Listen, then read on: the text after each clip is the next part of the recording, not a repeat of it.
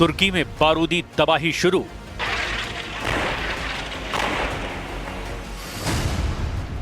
Qatar की तरह जलेगा सऊदी अरब।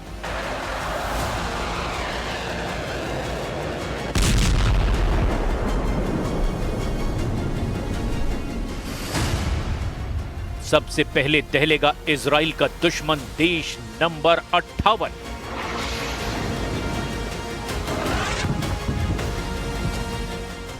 जब से तुर्की ने इजराइल को युद्ध की धमकी दी है, नेतन्याहू ने अपने दुश्मनों को दोगुनी ताकत से मारना शुरू कर दिया है।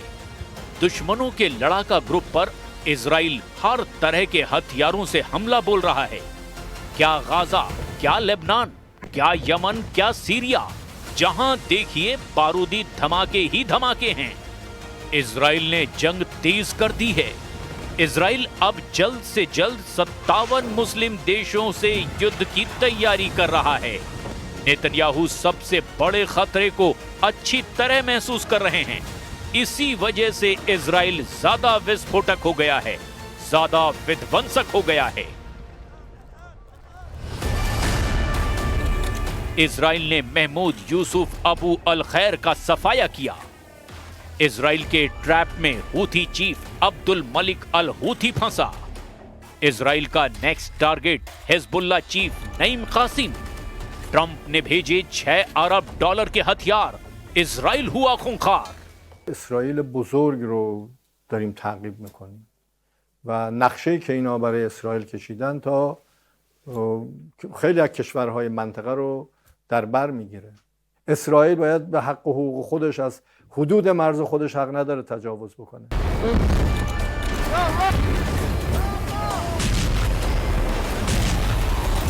गाजा का हाल देखने लायक नहीं बचा है।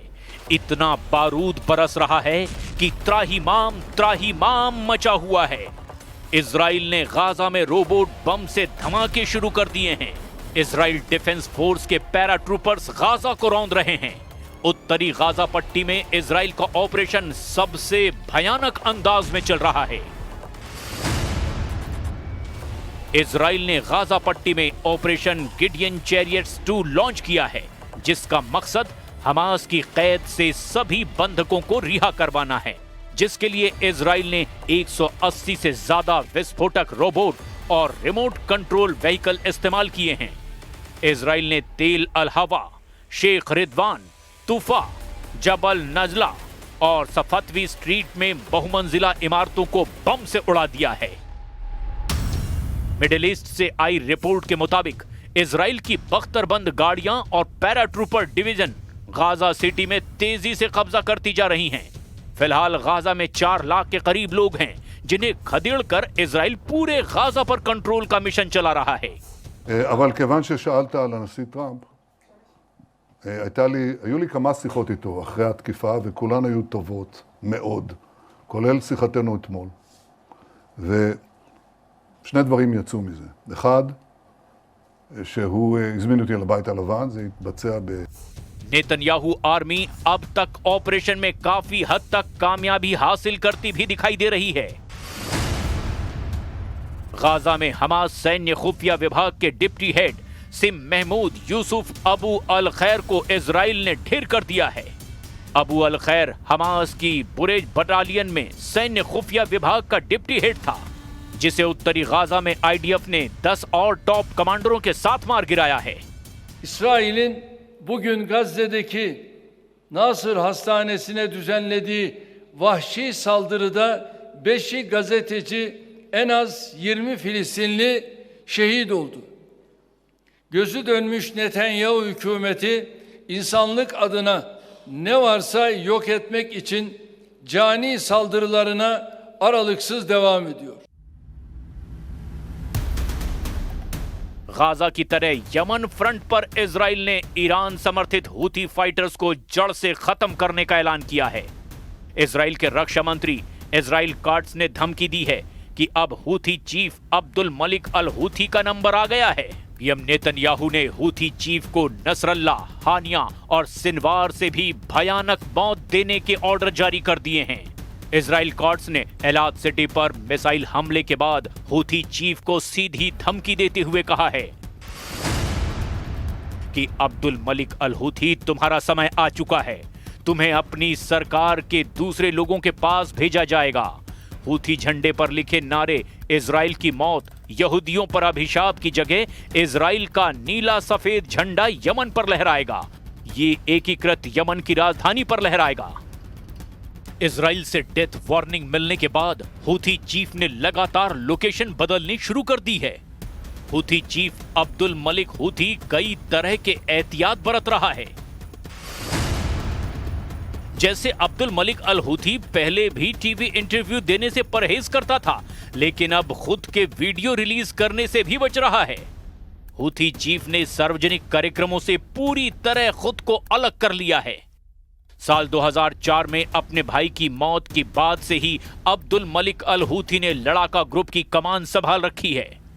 साल 2015 में अब्दुल मलिक ने यमन की सरकार को उखाड़ फेंका। मौजूदा वक्त में हूथी का यमन की राजधानी सना के साथ बड़े इलाके पर कब्जा है। हालांकि हूथी चीफ इजराइल की धमकी को हल्के में लेने की भूल नहीं कर रहा, क्योंकि इजराइल ने जिस दुश्मन को मौत देना तय कर लिया उसे कोई रोक नहीं सकता। इजराइल दुश्मन देश में घुसकर एक एक कर सभी लड़ाका ग्रुप के टॉप लीडर का सफाया कर चुका है। चाहे वो हमास चीफ इस्माइल हानिया रहा हो, चाहे हिजबुल्लाह चीफ नसरल्लाह रहा हो, या फिर याह्या सिनवार, इजराइल की मार से कोई नहीं बच पाया। इजराइल को रोक पाना अब किसी भी फाइटर ग्रुप के बस की बात नहीं। अमेरिका नेतन्याहू को 10 युद्ध जीतने के हथियार सौंपने जा रहा है। प्रेसिडेंट ट्रंप इजराइल को $6 अरब के हथियारों की खेप पहुंचाने वाले हैं। इजराइल को मिलने वाले जंगी हथियारों में 30 AH-64 अपाचे हेलीकॉप्टर भी शामिल है, जिसकी कीमत $3.8 अरब है। ट्रंप से मिलने वाले नए हथियार से इजराइल के लड़ाकू हेलीकॉप्टरों का मौजूदा स्टॉक 2 गुना हो जाएगा। इसके साथ ही ट्रंप इजराइल को $1.9 अरब की हमलावर गाड़ियां भी दे रहे हैं। What we're going to do is to build an arms industry that will match the best arms industries in the world with one proviso. We want to produce first for ourselves on a much larger scale and with unimaginable innovation. संयुक्त राष्ट्र में Israel के लिए veto power इस्तेमाल करने वाले Trump युद्ध के मैदान में भी हर तरह से साथ खड़े हैं। इसकी वजह हमास, हिजबुल्लाह और हूथी जैसे फाइटर ग्रुप बिल्कुल भी नहीं हैं।